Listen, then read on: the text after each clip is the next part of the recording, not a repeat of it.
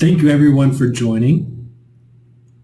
As part of the final assignment for the Law and Business in a Global Economy module of the GPLLM program, I will be presenting on cryptocurrencies and financial regulation, and essentially exploring what are cryptocurrencies and some of the challenges that regulators face in seeking to embrace this new technology.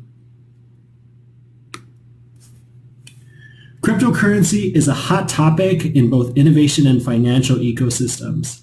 And I think before we can start to think about regulation and regulating this new technology, we need to start by understanding the technology. And I think a good place to begin is by grounding ourselves with a definition.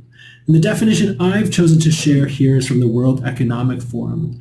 They define a cryptocurrency as a digital, non-governmental asset which uses cryptographic algorithms to record and transfer ownership on a ledger distributed across a network of independent computers that act as validators.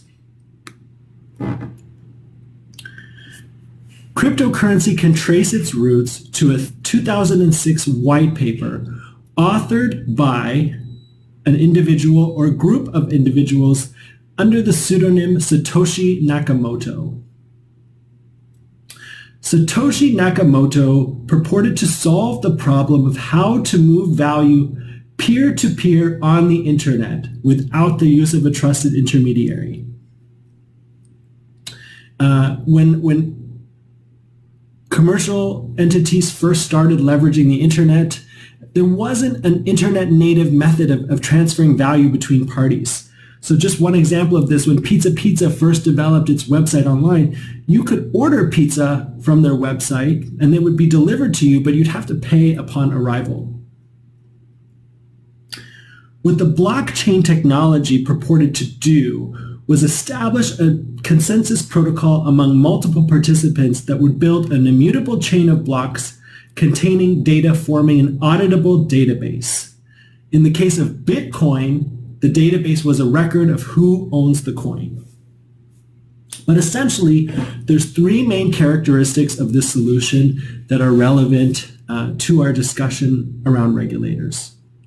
The first is that it's a peer-to-peer based transfer of value, which means that one individual can transfer the value of a coin to another without the use of any financial intermediary. The second is it's a secured method of electronic cash. So Nakamoto solved the problems associated with an internet-native currency. For example, solving the double spending problem by creating the auditable database.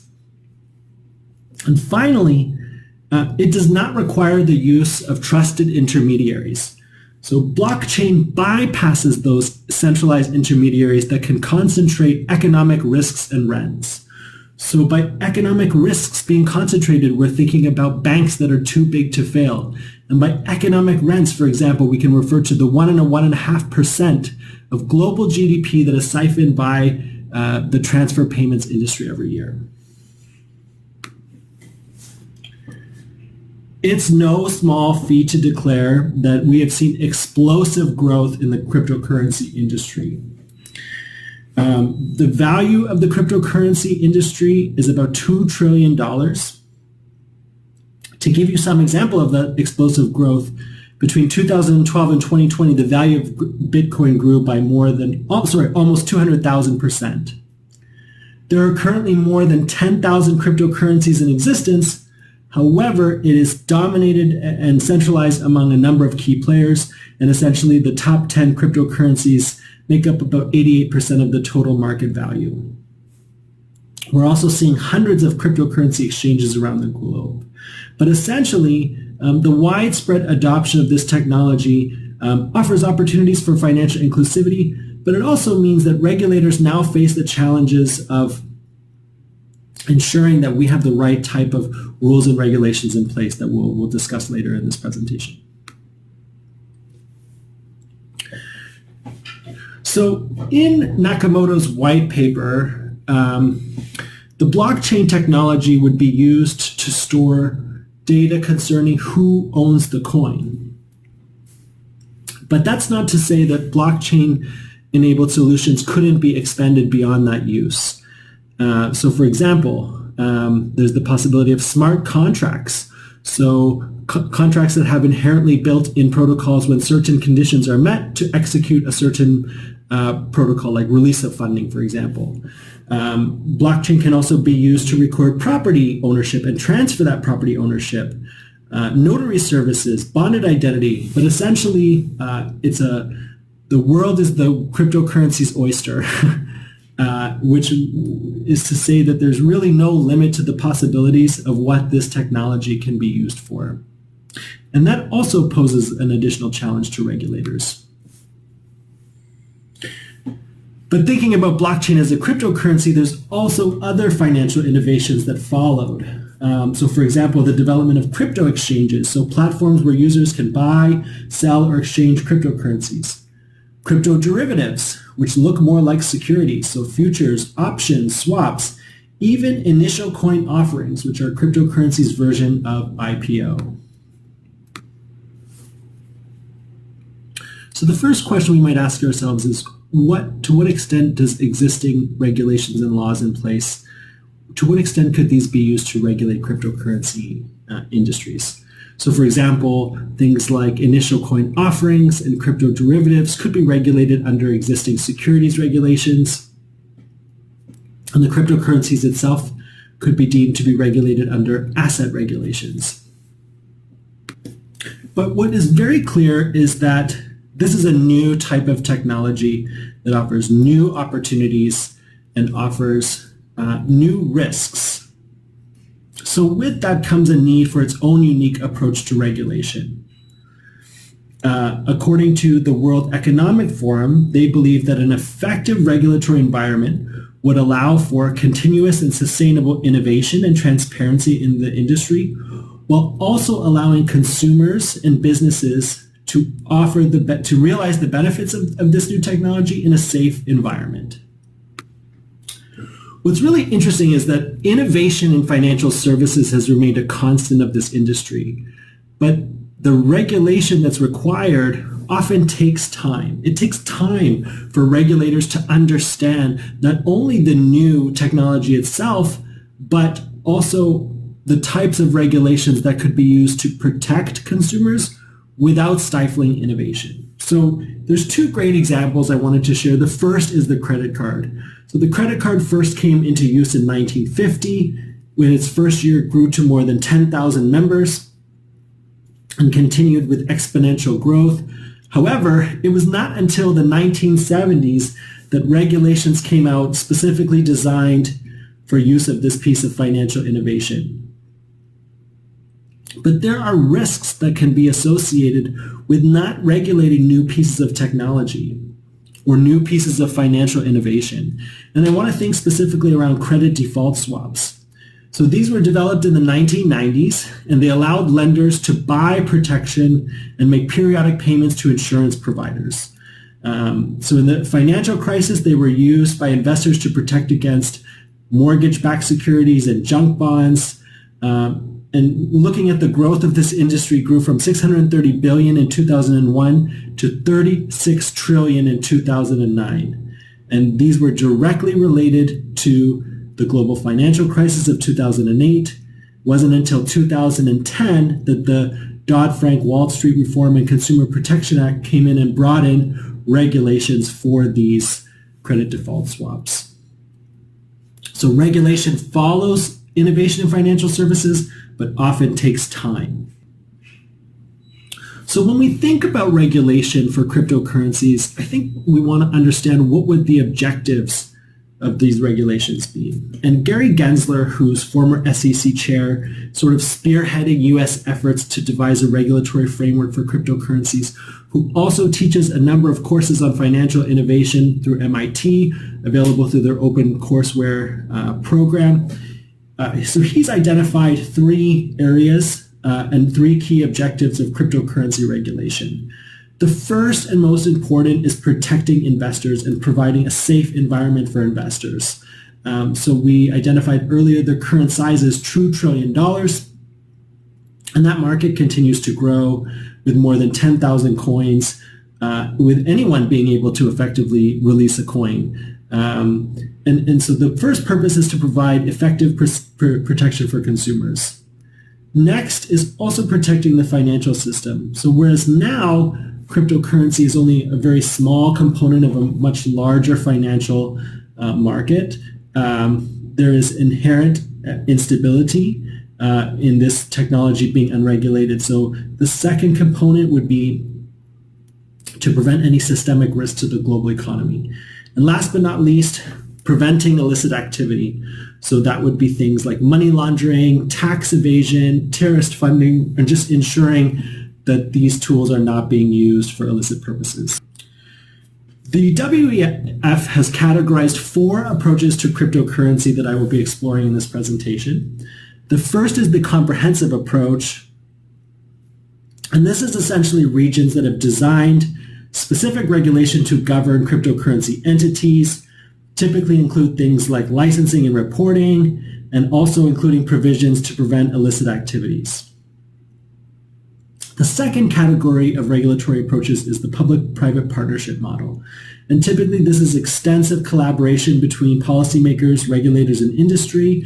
And in this model, regulators seek to understand the nature of the innovation so that they can adapt to the changes it seeks to offer.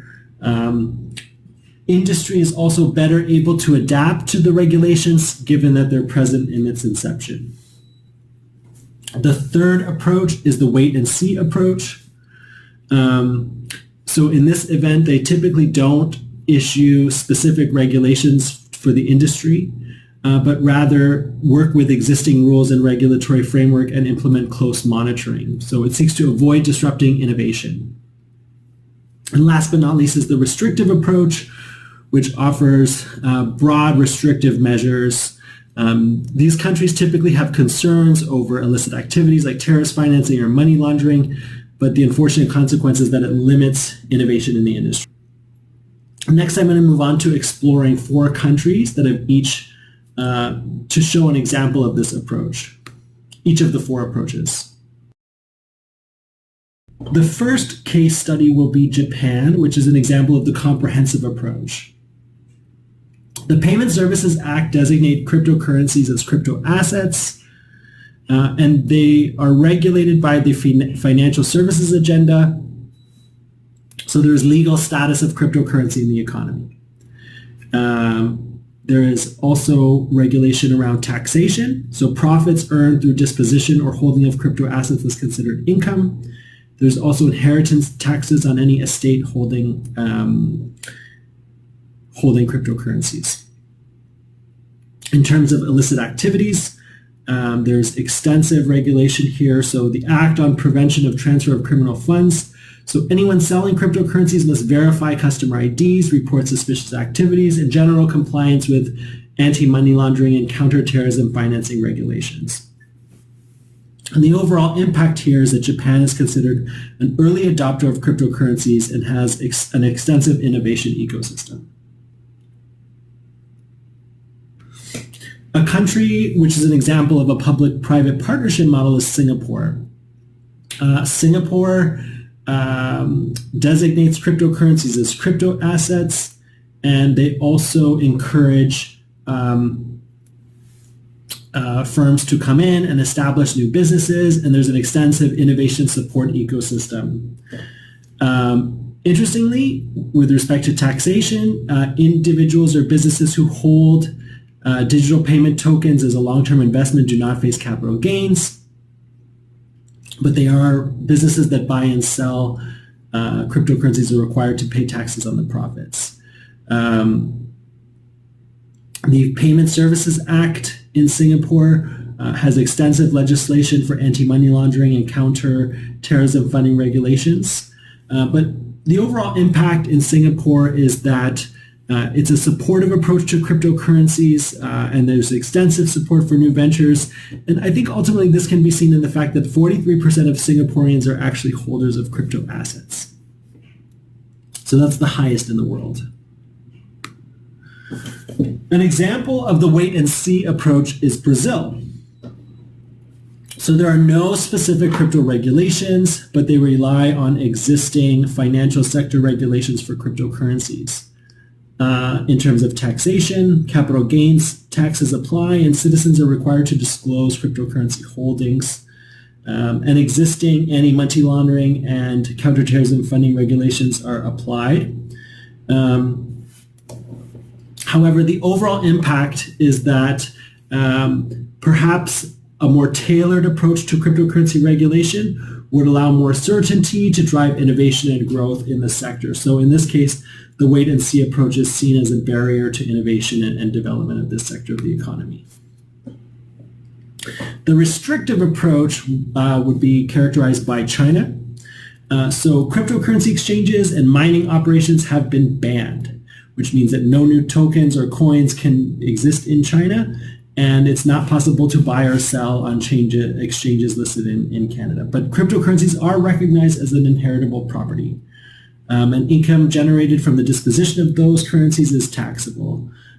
Given that the currency exchanges are banned, there's no room for any money laundering or counterterrorism financing requirements. In this case, the government in China has focused on developing a centralized digital yuan. And so the future of cryptocurrencies in this market remains uncertain. So the key to developing an effective regulatory framework is to balance the need for developing innovation and allowing innovation to flourish, while also providing key protection to consumers and businesses in this space. What's really interesting is that while cryptocurrencies essentially work without borders, regulations are typically being developed at the national level. And there's a patchwork system of regulatory frameworks across nation states. Leaving financial innovations unregulated can often lead to disastrous consequences, like we saw with the credit default swaps and the global financial crisis of 2008. So effectively what that means is